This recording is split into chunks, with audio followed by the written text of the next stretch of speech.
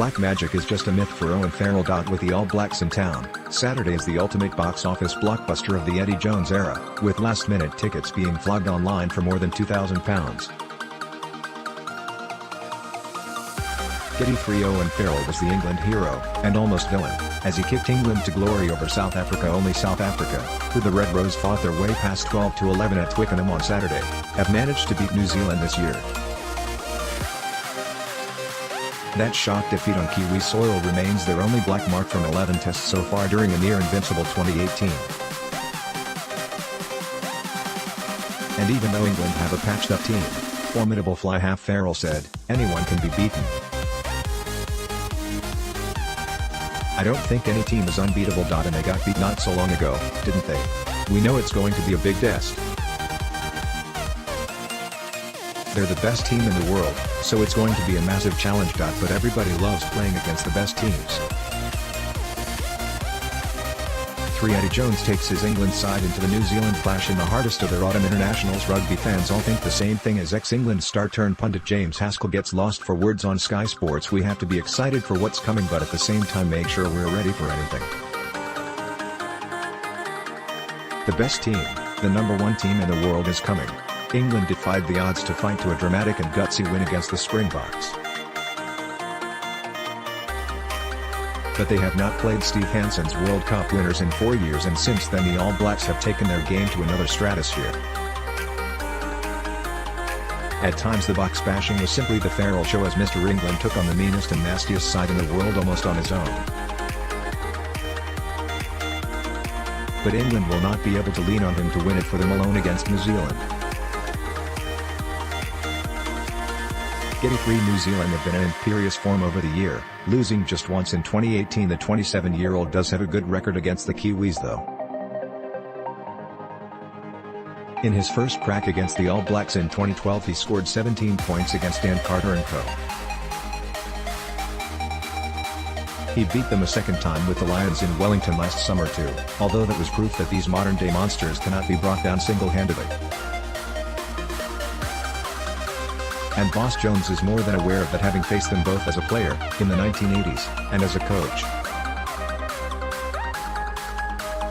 The Australian said, I didn't need this to make me believe we can beat the All Blacks, I thought we could beat them back in 2016.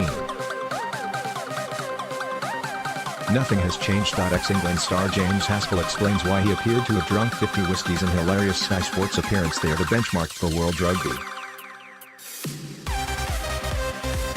You only know where you are in the world when you play against the All Blacks. Any team that wins 91% of their games is a great team. What other teams in world sport do that? I remember facing the All Blacks twice as a player. Once was for my club, Farrell.With, and we believed we could beat them.